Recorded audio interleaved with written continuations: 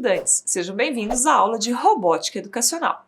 Hoje com vocês estaremos eu, professora Emília, e a professora Júlia novamente.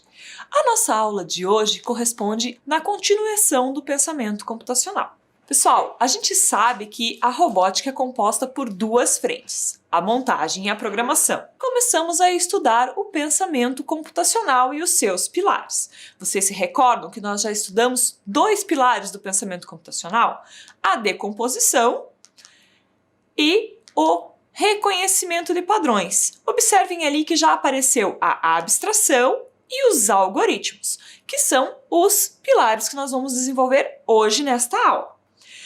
Lembram lá que nós fizemos várias atividades relacionadas à decomposição e ao reconhecimento de padrões e que nós destacamos que o pensamento computacional ele é único.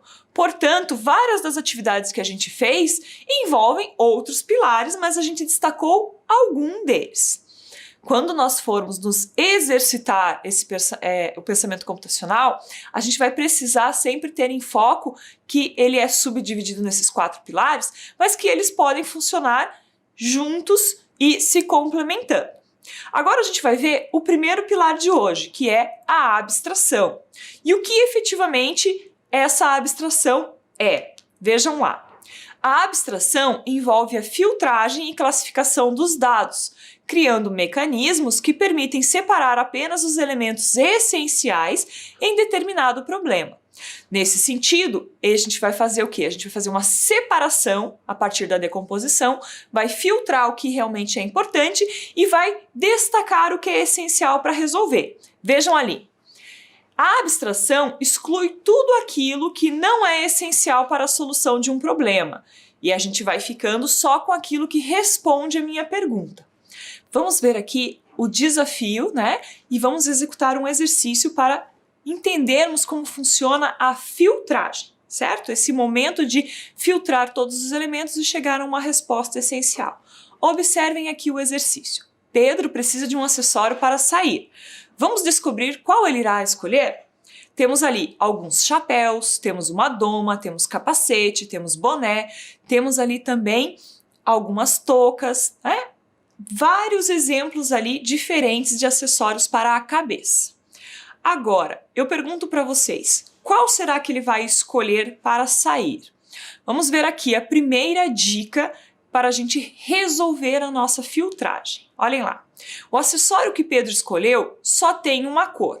Nesse sentido, todos os acessórios coloridos vão precisar ser retirados. Então, foi lá o primeiro acessório, o chapéu também de aniversário, esse outro que tinha uma fita azul, esse outro aqui também não é.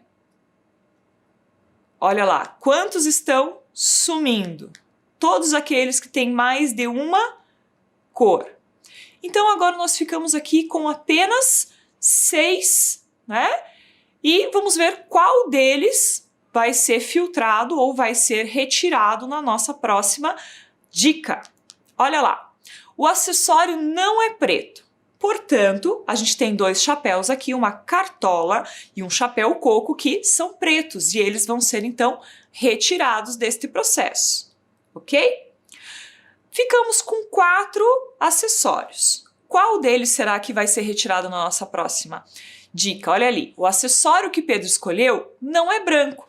Portanto, a gente tem aqui o nosso chapéu do chefe vai ser retirado, que ele também não faz parte. A dica seguinte diz o seguinte, o acessório não é feito de lã, portanto, a nossa touca verde acaba de ser filtrada, ela foi retirada. E aí ficamos com 2 unidades, 2 acessórios, o boné vermelho e ficamos também com um capacete de obras amarelo. Qual será esse acessório, né? O acessório que ele escolheu não é amarelo. Então, o chapéu de obras amarelo também foi filtrado. Então, Pedro escolheu, né, o boné vermelho. Olha ali, o acessório que Pedro escolheu é o boné vermelho. Então, fizemos o quê? Um processo de filtragem. Fomos pegando aos poucos dicas e fomos elaborando o quê? Essa filtragem, eliminando aquilo que não correspondia ao acessório que Pedro iria utilizar. Isso parece um pouco difícil no começo, quando a gente está falando, mas nós vamos fazer mais um exercício para a gente conseguir, assim, chegar mais próximo do que é um processo de abstração. Vejam aqui comigo o nosso segundo exercício sobre abstração. Vamos abstrair os mapas até encontrar a cidade de Curitiba. Então, observem que a gente tem na tela um mapa mundi. Dentro desse mapa mundi, nós temos ali os continentes, né? E temos várias cidades dentro desses continentes, mas a gente precisa localizar só a cidade de Curitiba. Esse é o nosso desafio. Então, nós vamos fazer o quê? A abstração, vamos filtrando, filtrando, filtrando, até chegar à essência da resolução do nosso problema. Vejam ali, o primeiro vai ser o continente americano. Então, nós abstraímos do mapa mundi apenas o continente americano, que é composto pela América do Sul e pela América do Norte, né? E também pela América Central. Temos ali o continente completo, mas para chegarmos à cidade de Curitiba, vamos precisar reduzir ainda mais, vamos fazer mais uma filtragem. Então, ficamos apenas agora com a América do Sul. Temos ali a localização, né, de Curitiba, dentro da América do Sul ainda é muito grande. Vamos para o país, que é o Brasil, e indicamos aqui a cidade de Curitiba dentro do Brasil.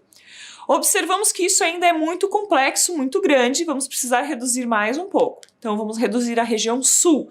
E assim a gente já começa a ver ali o nosso pontinho da cidade de Curitiba muito maior, né? E estabilizado ali, destacado em azul. Então, sabemos ali que a região sul tem o Paraná, Santa Catarina e Rio Grande do Sul, mas que Curitiba fica no estado do Paraná. Essa é a nossa próxima abstração.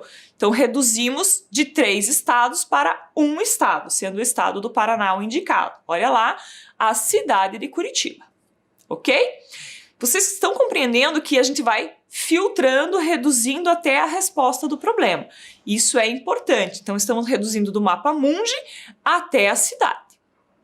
Depois aqui do estado do Paraná, a gente vai reduzir esse estado apenas a região leste, que é aonde fica a cidade de Curitiba e outras cidades que compõem essa região leste. Mas vejam ali que já está começando até a aparecer o nome da cidade, certo? Agora, a gente coloca aqui a cidade de Curitiba. A gente está ali, ó, indicando a cidade como um todo. Vocês conseguiram observar que nós temos a possibilidade de filtrar todas as informações e irmos reduzindo aos poucos até chegar à nossa resposta correspondente ao desafio ou ao exercício solicitado. Isso acontece por quê? Porque nós vamos reduzindo aos poucos e procurando a resposta mais correta. Isso faz parte daquela classificação que a gente já trabalhou lá nos outros pilares, certo? Então a gente decompõe e vai reconhecendo alguns padrões e utilizando da abstração para chegar à resposta correta. Vamos fazer o seguinte exercício. Vamos utilizar outro exemplo de abstração utilizando acessórios de áudio. E por que a gente vai utilizar acessórios de áudio? Porque na nossa realidade, na nossa vida cotidiana, faz parte utilizar, né? Nós temos sempre aí fones de ouvido, temos muitos outros que fazem parte do nosso cotidiano. Então vamos exercitar isso na prática. Vocês estão vendo aqui que eu tenho vários fones de ouvido, certo? E primeiro, antes da gente começar a fazer a abstração, a gente vai aplicar aquele conhecimento da aula passada sobre reconhecimento de padrões. O que isso quer dizer? Quer dizer que eu tenho uma diversidade aqui de fones de ouvido, todos eles funcionam para a gente ouvir música, para a gente ouvir uma palestra, para a gente fazer, né, ali a nossa aula quando a gente está conectado ao computador ou ao celular, né? Mas vejam, antes da gente fazer a abstração, certo? A gente vai fazer esse reconhecimento de padrões. De que forma? Eu poderia fazer esse reconhecimento de padrões por cores, separando todos os que são preto, dos azuis e dos brancos. Então, por exemplo, eu colocaria todos os pretos para cá, os brancos aqui. Olha lá, esse aqui, por exemplo, ele é preto com prata, então ele não entraria na classificação dos pretos, ele ficaria numa outra classificação, se eu classificasse por cor, certo? Mas eu também poderia fazer uma classificação diferente. Eu poderia classificar reconhecendo padrões, relacionando os fones de ouvido que têm fios dos que não têm fios. Então, por exemplo, esse aqui não tem fio, esses têm. Então eu vou colocar esses para cá, esse aqui não tem fio, vou pôr para cá. Então eu tenho esse aqui também não tem fio, ele ficaria para cá, e esses todos ficariam para cá. Então, observem que a classificação e o reconhecimento daquele padrão que eu estou estipulando também faz parte do processo, certo? Nós estamos vendo aqui que nós temos, por exemplo, um headset e temos vários headphones e temos esses daqui que são, né, com fio, mas eles encaixam bem certinho dentro do nosso ouvido. Nós temos os intra-auriculares, temos vários tipos. Mas, agora que nós aprendemos a classificar de acordo com um padrão específico, eu quero ver com vocês o seguinte. Vocês lembram da professora Júlia, certo? Ela vai vir aqui porque ela é que vai dizer para mim qual é o fone de ouvido que eu tenho que abstrair. Então, ela vai me dar as dicas. Vamos lá? Professora Júlia, vem para cá! Olá, tudo bem com vocês? Professora Júlia, tudo bem. Que Diga bom. para mim o seguinte. Você vai me contando aí quais são as dicas de abstração, certo? Então, eu escolhi um fone de ouvido e eu vou repassar algumas dicas. Ok. E nós vamos eliminando alguns fones que não pertencem à minha escolha, tá bom? Ok. Então, vamos lá. A primeira dica que eu vou dar, meu fone de ouvido que eu escolhi não é azul. Não é nem azul nem escuro, nem azul claro. Portanto, a gente tem aqui, então nós vamos Dois fones. eliminar esses dois fones aqui que são azuis, certo? Isso Então, mesmo. eu vou retirá-los e vou colocar para cá. Então, vou sempre fazer assim, ó, vou pôr para cá o que não e o que pode ser para lá. Então, esse aqui Ótimo. não pode ser. Deixa eu colocar esses aqui, ó. Senhora Mais Júlia, no ó, meio. usa o álcool aí que eu andei mexendo nesses... Isso. Pronto. Para cá também. Então, o meu fone de ouvido, ele também não é branco. Eu não gosto Não muito é da cor branco? branca. Então, eu tenho aqui fones de ouvido branco, eu tenho esses dois Com fio. com fio e tenho também esse aqui auricular. Então, esse também não é. Não é. E olha, perceba só a diferença, professora Emília. Ele é diferente desse aqui, né? Mas por ser branco, eu vou eliminar ele. Tá não bom. É. Então, não é esse fone branco. Não é. Então, põe aqui Só para mim. troquei aqui do ladinho. A gente vai passar álcool nele também. Passa álcool na sua mão Isso. e põe para cá. Não é branco. Não Ok. é branco. Então, a gente tem aqui os pretos, os headphones. Uhum. Temos esse aqui que é preto também. Uhum. E aí? Então, o meu fone, ele não tem fio. Ou seja, não é nem o headphone e nem o fone normal, simples, que é só com fio. Nossa, eu achei que você tivesse escolhido esse porque ele tem aqui um detalhezinho colorido e tal, tipo um sorvete pretinho, mas também não quis esses pretos aqui. Nenhum que tem fio. Nenhum que tem fio. Nossa, eu já vi que você não gosta de fio, hein? Não gosto, eu gosto de algo prático, fácil. Tá. Pegue na minha bolsa, já coloque ali. Pronto. Então a gente tem aqui, professora, a gente tem um headphone, Uhum, um auricular e um headset. uhum. E aí?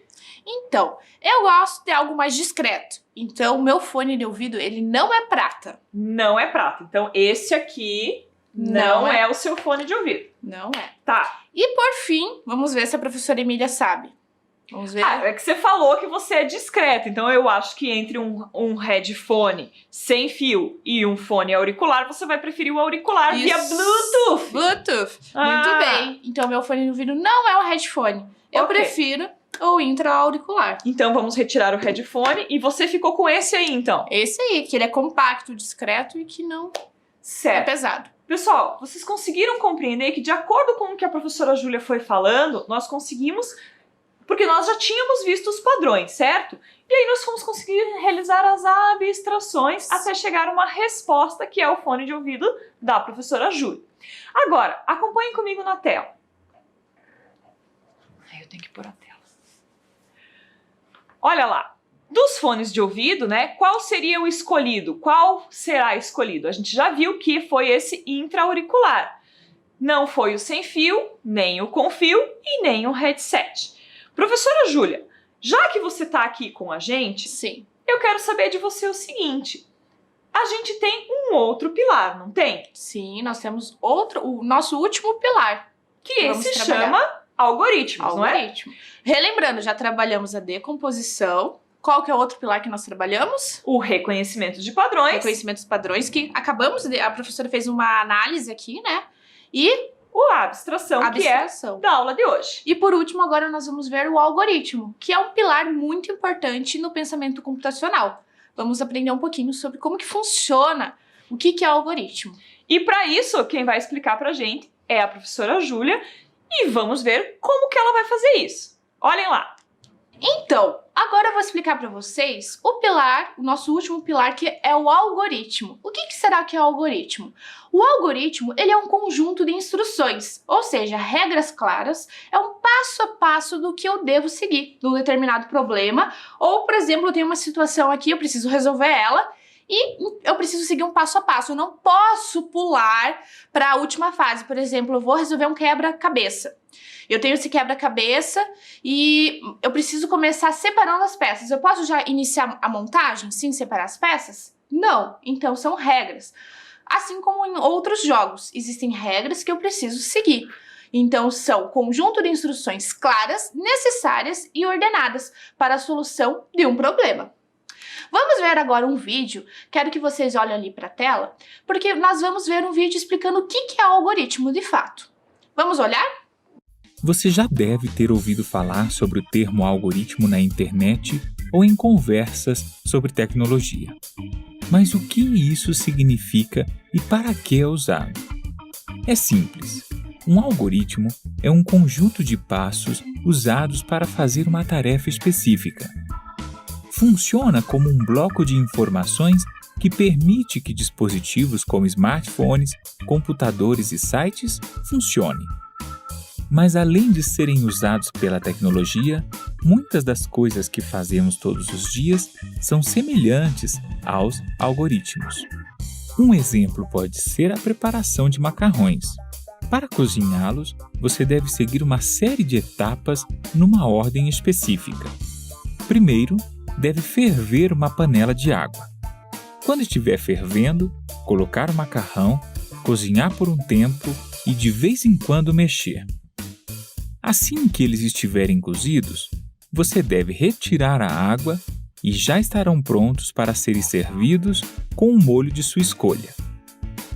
Este processo é um algoritmo.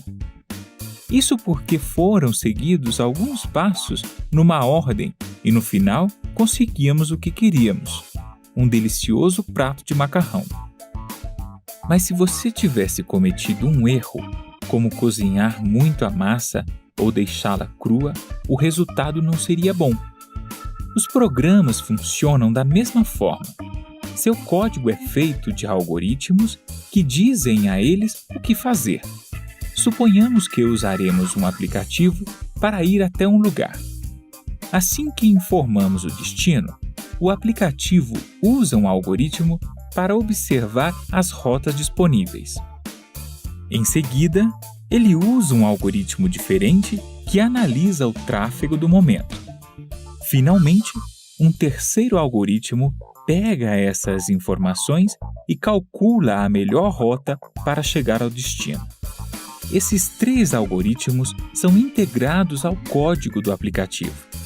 Se houver algum tipo de erro, o aplicativo não poderia executar os algoritmos, ou seja, não daria as instruções corretas.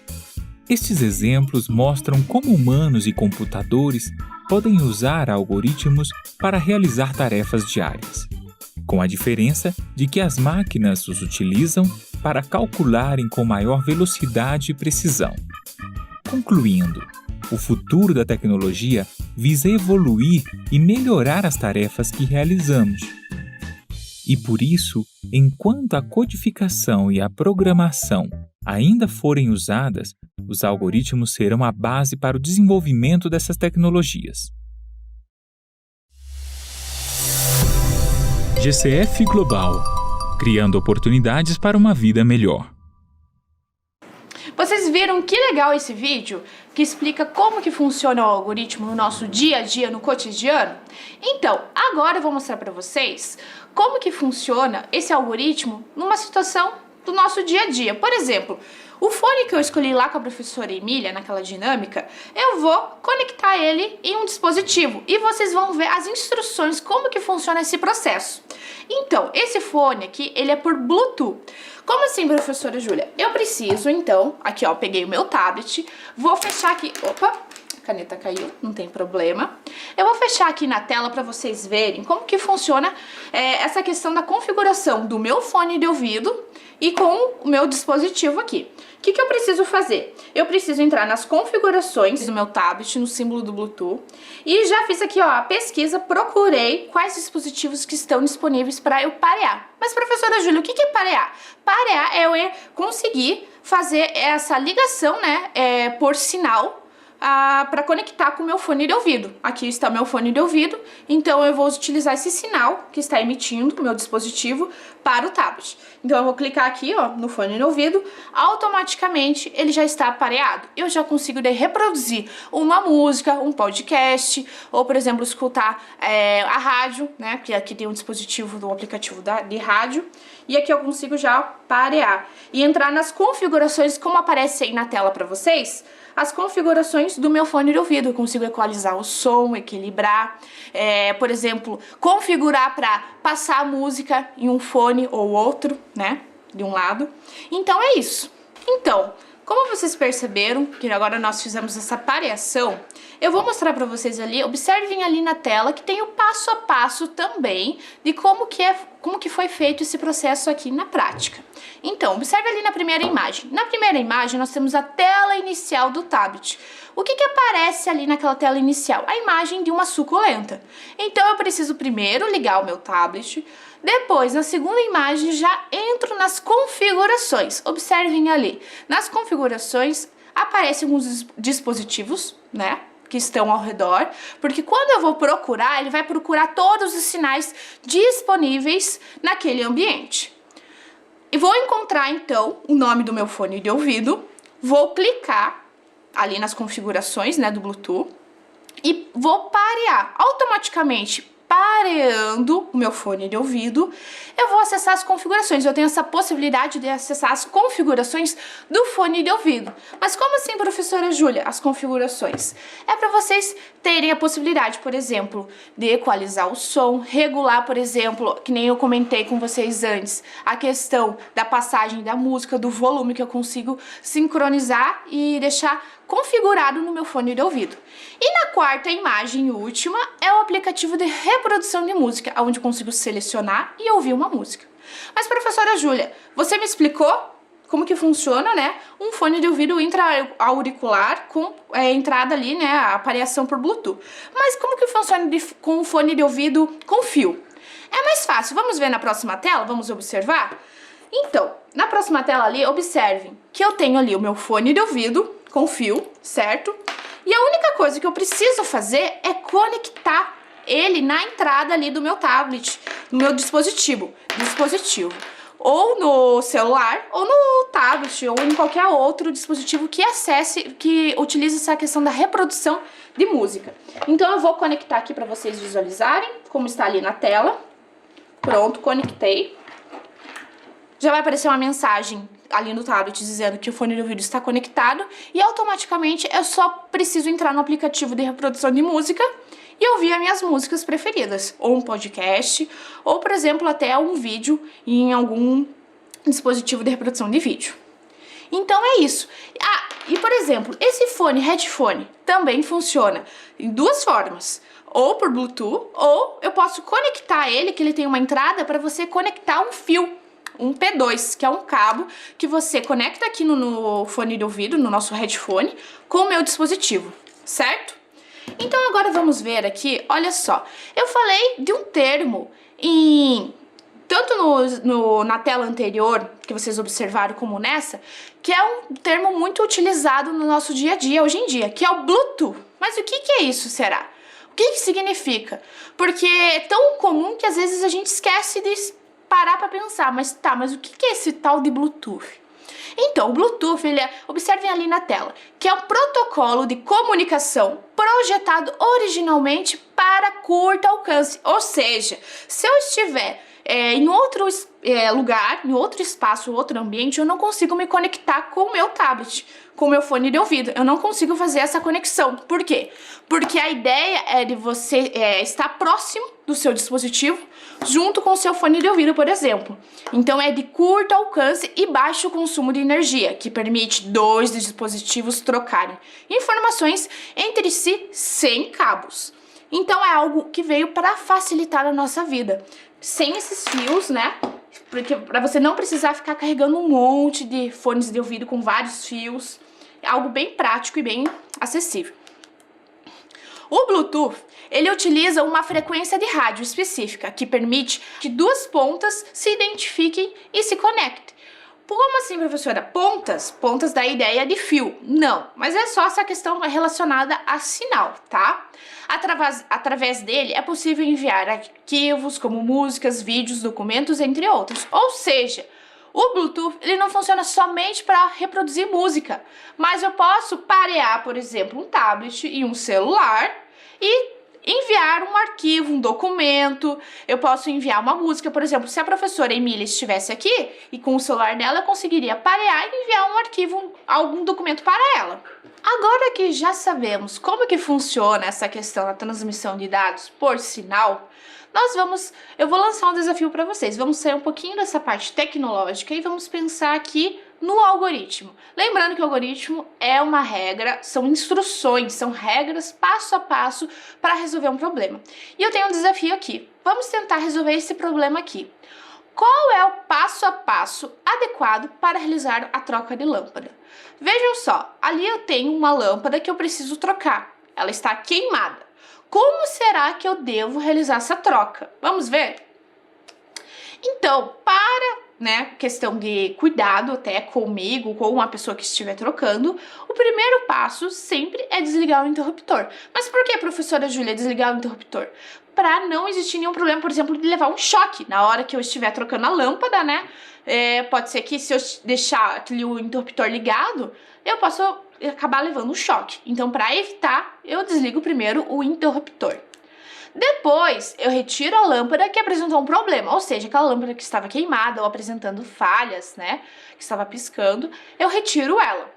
Ao retirar essa lâmpada, eu pego uma lâmpada nova e coloco ela no seu devido lugar, aonde está sem lâmpada. Depois é só ligar, né, então, o interruptor e verificar se a lâmpada acendeu. Fim do algoritmo. Agora, vejam só, vou lançar um outro desafio dentro desse mesmo desafio. Vamos pensar um pouquinho. Eu posso pegar uma lâmpada nova e tentar colocar, sendo que eu nem retirei? Não. Ou seja, aí que está a regra do algoritmo. Eu preciso primeiro desenvolver um passo a passo, uma instrução, porque senão eu não vou conseguir chegar no meu resultado final. Então, sempre ali no caso da lâmpada, eu preciso desligar o interruptor, retirar a lâmpada velha para depois, então, colocar a lâmpada nova. Agora nós vamos fazer um desafio bem diferente. Relembrando aqui agora um pouquinho as aulas passadas com a professora Emília, ela mostrou para vocês a montagem de um carrinho. Mas essa montagem, ela precisa, realizar um passo a passo. Por quê? Porque eu não posso, por exemplo, lá no final, fazer um engate, por exemplo, de uma roda, sendo que eu preciso da programação, preciso primeiro das montagens das peças menores, então eu não posso pular os passos, eu preciso primeiro separar. Vocês vão ver ali nas próximas telas, né? Vocês vão observar que existe um passo a passo para desenvolver esse problema, certo? Então aqui, olha só, o passo 1, eu vou mostrar para vocês, a professora Júlia separou aqui essa cartela junto com o nosso material aqui das peças do kit do Ludo Bolt. E eu vou mostrar para vocês, conforme ali na tela, esse passo a passo, né, o nosso algoritmo, como que funciona a montagem de um carrinho. E vocês vão observar ali na tela que o primeiro passo fala justamente disso, separar as peças. Então vamos observar aqui, olha só, eu trouxe a caixa junto com o meu passo a passo. E olha só que legal, essa caixa aqui, ó, na parte da tampa, já aparece aqui a quantidade de peças, trabalhando um dos pilares, né, que é o reconhecimento de padrões, já traz a quantidade de peças. que tem dentro dessa caixa aqui. E eu preciso separar, então, as peças do meu carrinho para montagem. Esse é o passo 1 da minha placa aqui, ó, que eu tenho, e vocês podem observar ali na tela, que é do nosso algoritmo. Eu preciso separar aqui o meu corpo, que é o motor, né, o corpo e o cérebro do meu robozinho, certo? E preciso separar outros itens que estão aqui no plastiquinho, como as rodas, os eixos.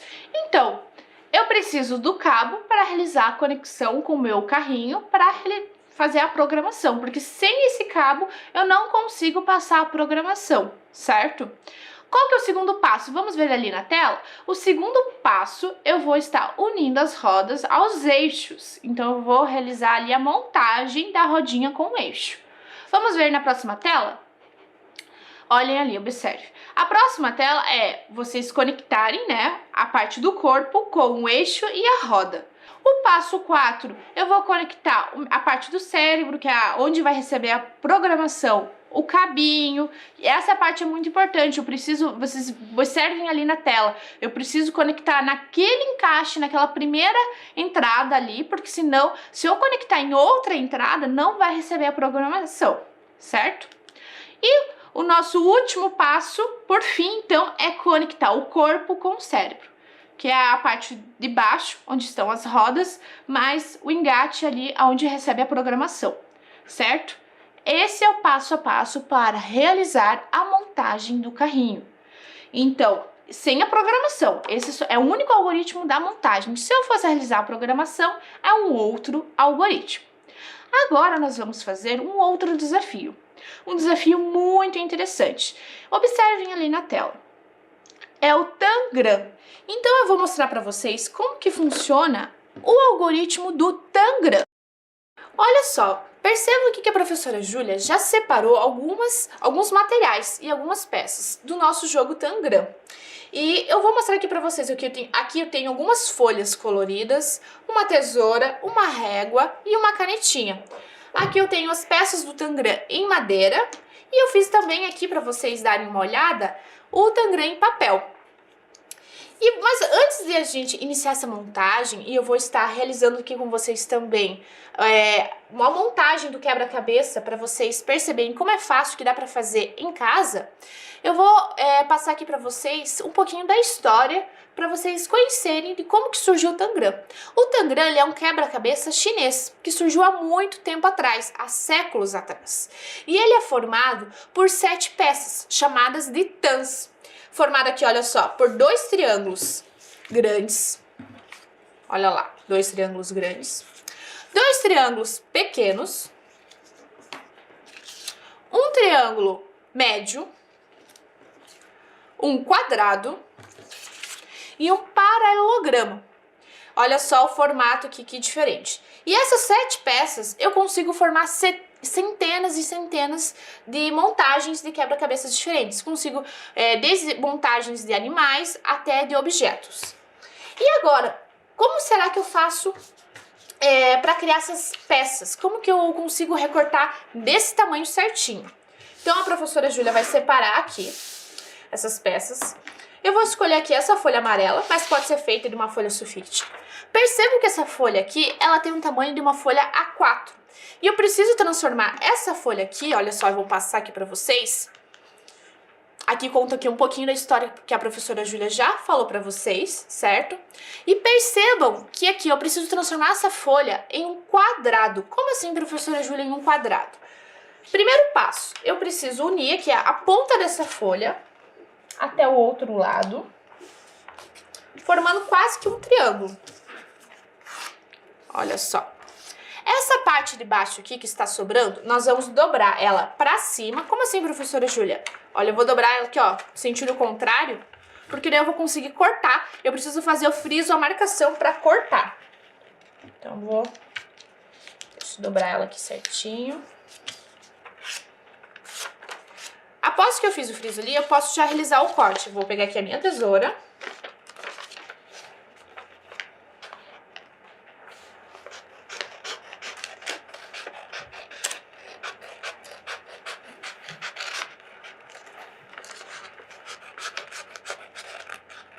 Pronto. Vou descartar, porque esse retângulo aqui eu não vou utilizar. Vou deixar aqui a minha tesoura do lado. Tem um quadrado, certo? Percebam ali que eu já tenho a marcação de um friso, que ele é muito importante pra mim. Só que para isso eu vou fazer o seguinte.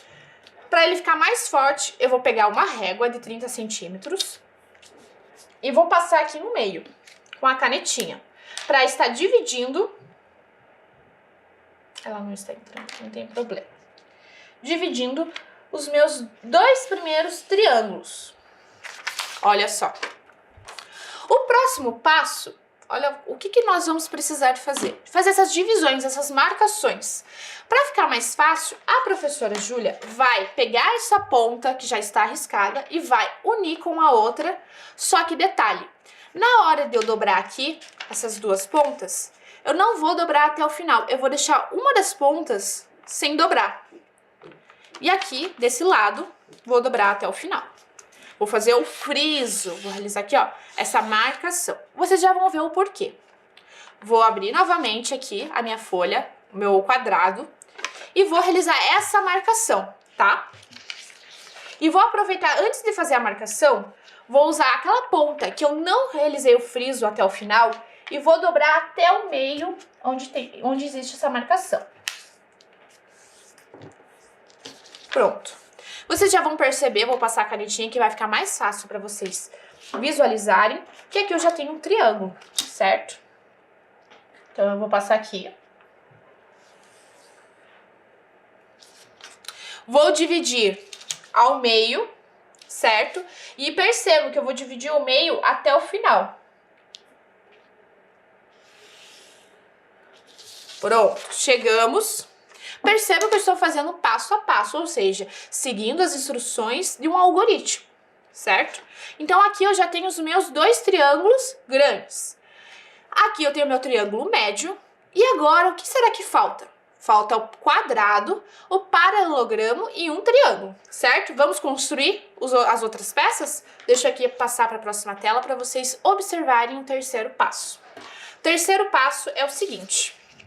Eu vou precisar fazer uma marcação e dividir esse meu quadrado aqui, por exemplo, ao meio. Ao meio que eu digo o seguinte, até a metade desse meu quadrado aqui, vamos ver quantos centímetros eu tenho? Eu tenho 15 centímetros. Qual será que é a metade de 15 centímetros? A metade de 15 centímetros é 7 centímetros e meio. Então eu vou fazer uma marcação aqui, só para saber. Do outro lado também. Vou fazer essa marcação. Porque essa marcação vai me dar a possibilidade de construir, olha só, perceba que eu fiz uma marcação só, bem de levezinho com a caneta. Vai dar a possibilidade de eu realizar aqui o risco de um outro triângulo, que é o triângulo, são os triângulos pequenos. E olha só, formando o triângulo pequeno, eu já formei um quadrado. Agora, do outro lado, em vez de fazer um risco reto, senão, se eu fizesse um risco reto, eu teria um outro quadrado, mas eu não quero 2 quadrados. Eu vou fazer um risco na diagonal. E assim, fazendo um risco na diagonal, eu formarei um outro triângulo, que é pequeno, mais o paralelogramo. Olha só que legal. Então agora eu já tenho as minhas peças do Tangram. Vamos contar para ver se eu tenho 7 peças do Tangram? Vamos contar? Eu preciso de 2 triângulos grandes. Então, tem 1, 2. Eu preciso de 2 triângulos pequenos. 1, 2. Com os 2 grandes, já são 4 peças. Quadrado, um quadrado, 5 peças. 6 com paralelogramo. E, por último, nosso triângulo médio, 7 peças. Ok, agora eu já tenho as minhas 7 peças do Tangram. Então, vamos realizar aqui o recorte do triângulo. Das peças. Mas vejam só, a professora Júlia, aqui eu cortei o triângulo médio. A professora Júlia já tinha separado aqui para vocês as peças, né, tanto em papel como em madeira do nosso Tangram. Então eu vou deixar aqui esse material aqui de lado. Olha só, vejam só, que eu tenho todas as peças. Para montagem, para ficar mais fácil para vocês visualizarem, eu vou usar aqui as peças de madeira. Vejam só o tamanho delas aqui. É um pouquinho diferente, mas eu tenho 2 triângulos pequenos, um triângulo médio e dois triângulos grandes. Então, antes de realizar a montagem com as nossas peças aqui, de madeira ou de papel, eu vou trabalhar aqui, desenvolver aqui um pouquinho com vocês a questão do algoritmo do Tangram. Como que funciona esse passo a passo? Porque eu repassei para vocês as instruções. Primeiro, vamos formar aqui o nosso quadrado, certo? Então, retomando aqui com vocês, que eu preciso primeiro de uma folha sulfite e transformar ela em um quadrado. Transformando ela em um quadrado, eu vou dividir ela ao meio, dobrando ela, as pontas, e passando uma linha ao meio dessa folha, desse quadrado. Após, eu vou estar desenhando ali, né, repartindo 2 triângulos, dividindo essa folha mais uma vez ao meio. E por fim, traçando uma linha ali na diagonal do quadrado, né? Para conseguir desenhar tanto o meio dessa outra parte do triângulo, certo? Que eu já tinha desenhado lá na outra ponta, agora eu vou desenhar essa outra ponta, né? Para poder desenhar o quadrado, o triângulo e o paralelogramo. Ou seja, é um passo a passo. E isso é o algoritmo. Esse algoritmo nós utilizamos no Tangram para criar as peças do nosso jogo. Agora, nós vamos ter um desafio aqui. Vamos tentar fazer a montagem do nosso gato. Olha só, eu tenho o gato utilizando as 7 peças do Tangram. Vamos ver se a professora Júlia vai conseguir realizar essa montagem? Olha só, primeiro eu preciso de 2 triângulos pequenos. Vamos ver se eu consigo fazer essa montagem. 2 triângulos pequenos. Depois, logo, porque são as orelhinhas do nosso gato. Depois, eu vou colocar o quadrado para representar a cabeça. Então, eu vou colocar aqui a cabeça do gato. Para criar o corpinho aqui do nosso gato, eu vou estar utilizando um triângulo médio. Vamos ver se eu consigo colocar esse triângulo médio. Olha só, coloquei aqui. Vou utilizar agora um triângulo grande para colocar desse outro lado. Para fazer a parte final do corpo do nosso gato, eu vou estar utilizando, olha só, um outro triângulo. Vamos ver se vai ficar parecido. E por fim, para fazer o rabinho, eu vou usar o paralelogramo. Será que o meu gato ficou parecido com o da imagem? Ficou, né? Então, essa é uma montagem que eu posso estar realizando com o Tangram, utilizando as 7 peças. Lembrando que para fazer os quebra-cabeças, as montagens, eu preciso sempre utilizar as 7 peças. Se eu deixar uma peça do lado, não estou desenvolvendo aqui a ideia do meu algoritmo, do meu quebra-cabeça, do Tangram, certo? Vejam só, finalizamos o nosso gato, nossa montagem do quebra-cabeça. E agora, vamos finalizar a aula lembrando do pensamento computacional que trabalhamos nessas 2 últimas aulas. Que é o quê? Na nossa última aula, nós vimos o pensamento computacional, os 2 primeiros pilares, que é a decomposição, reconhecimento de padrões. E nessa aula, agora, nós vimos a abstração e o algoritmos, que são pilares extremamente importantes para nós entendermos o todo. Toda essa questão de dividir, de reconhecer, de abstrair, certo? Das instruções para resolver um determinado problema, nos auxiliam para entender como que funciona a ideia da tecnologia, do pensamento como um todo, certo? Eu quero também repassar para vocês uma questão assim, se vocês estiverem desenvolvendo alguma atividade, fizeram algum tipo de registro e vocês quiserem mandar alguma foto para nós, fiquem à vontade. É só vocês enviarem para o nosso e-mail robotica@curitiba.pr.gov.br e vamos ficar muito felizes de receber. Então é isso, pessoal. Até a próxima aula, que nós vamos aprender muito mais sobre a robótica na educação.